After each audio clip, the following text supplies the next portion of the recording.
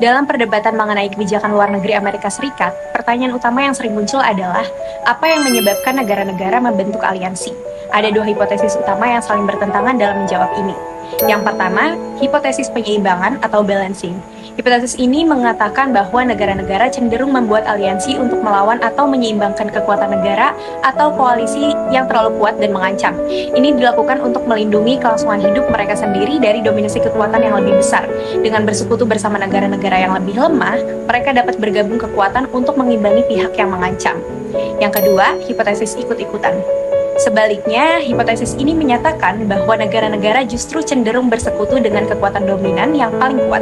Mereka dapat melakukan ini untuk meredakan ancaman dengan bergabung bersama kekuatan terbesar, atau mereka berharap bisa mendapatkan keuntungan jika bersekutu dengan pihak yang diyakini akan menang perang. Kedua hipotesis yang saling bertentangan ini menggambarkan dunia dan menyiratkan kebijakan luar negeri yang sangat berbeda. Jika penyeimbangan lebih umum, negara-negara bisa merasa lebih aman dan sebaiknya menghindari tindakan provokatif. Namun jika ikut-ikutan lebih dominan, agresi bisa mendatangkan imbalan dan membutuhkan kebijakan luar negeri yang lebih asertif serta kekuatan militer yang kuat. Meskipun kedua hipotesis ini didukung contoh sejarah, perlu dianalisis lebih lanjut untuk memahami faktor-faktor apa yang lebih mempengaruhi pembentukan aliansi di dunia modern. Memahami pola mana yang lebih umum terjadi akan sangat penting untuk membentuk kebijakan luar negeri dan strategi keamanan nasional Amerika Serikat yang efektif. Dalam pembahasan tentang mengapa negara-negara membentuk aliansi, Waltz mengajukan sebuah hipotesis lain, yaitu karena adanya kesamaan ideologi dan budaya di antara negara-negara tersebut. Hipotesis ini disebut sebagai solidaritas ideologis.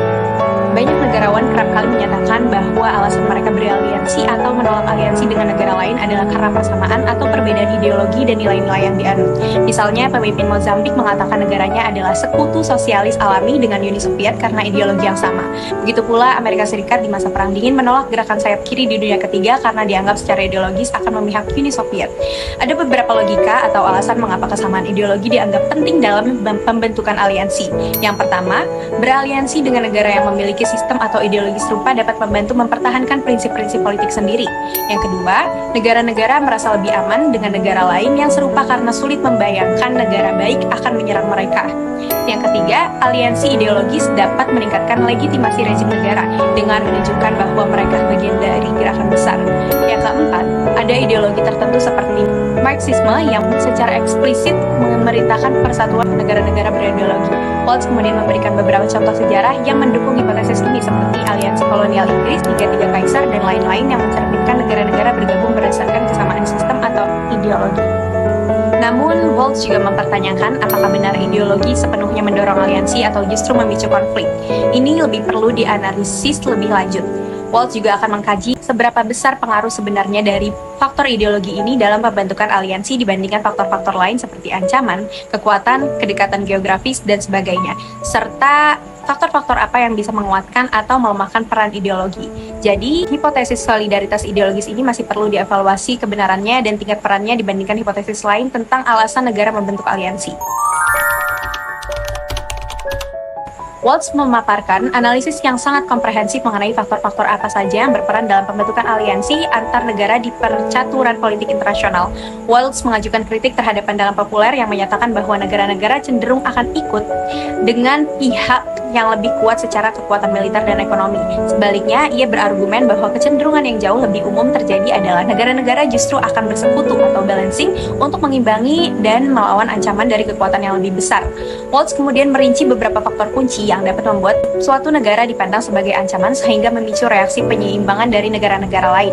Pertama, kekuatan agregat suatu negara, yaitu totalitas sumber daya yang dimilikinya seperti populasi besar, kemampuan industri dan militer yang maju, keunggulan teknologi, dan sebagainya. Semakin besar kekuatan agregat suatu negara, semakin besar potensi ancaman yang ditimbulkannya bagi negara lain. Kedua, kedekatan geografis. Negara-negara akan merasa lebih terancam oleh negara yang letaknya berdekatan dengan mereka dibanding yang jaraknya jauh. Hal ini karena proyeksi kekuatan militer menjadi lebih mudah dilakukan ke wilayah-wilayah yang dekat. Ketiga, kemampuan ofensif negara tersebut, terutama kekuatan militer dengan senjata modern yang mempunyai kapabilitas penyerangan yang besar.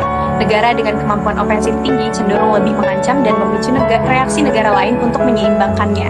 Keempat, persepsi atas niat agresif dari suatu negara. Semakin ekspansif dan agresif perilaku suatu negara dipandang, semakin kuat koalisi yang akan terbentuk untuk mengimbangi dan menentang kekuatan tersebut.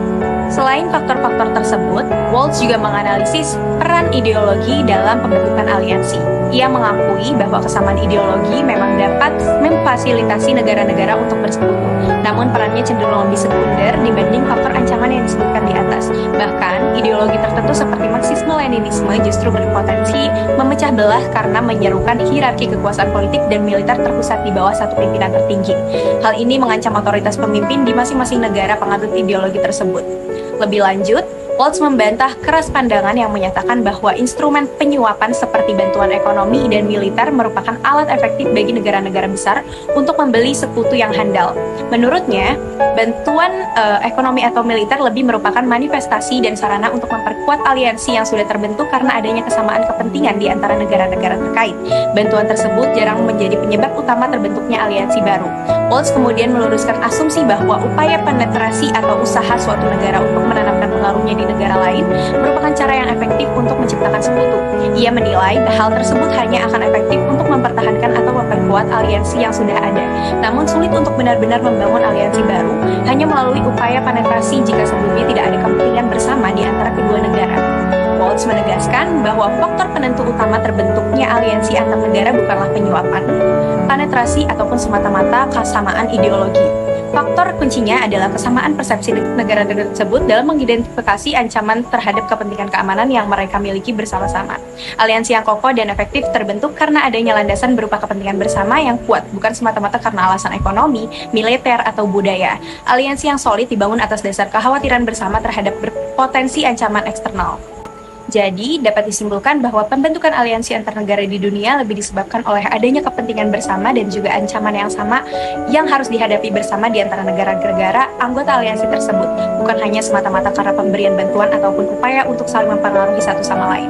Posisi aliansi yang dipimpin Amerika Serikat saat ini menjadi sangat kuat karena faktor-faktor seperti kesamaan kepentingan dan ancaman yang ada di dalamnya.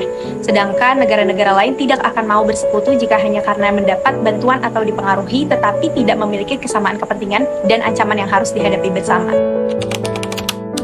Meskipun secara agregat jumlah kekuatan yang dimiliki sistem aliansi Amerika Serikat lebih besar dibandingkan Uni Soviet, namun hal ini tampak bertentangan dengan teori bahwa negara-negara akan bersekutu dengan pihak yang lebih kuat untuk mengimbangi kekuatan terbesar. Anomali ini dapat dijelaskan dengan mempertimbangkan proposisi utama yang dikemukakan sebelumnya, yaitu negara-negara memilih aliansi bukan hanya berdasarkan kekuatan agregat, tapi juga untuk menyeimbangkan ancaman yang dirasakan.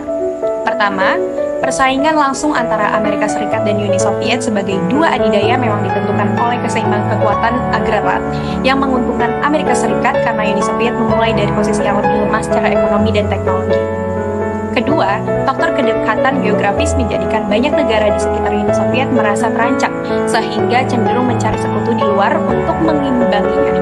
Sementara lokasi Amerika Serikat yang terisolasi membuatnya menjadi sekutu yang ideal.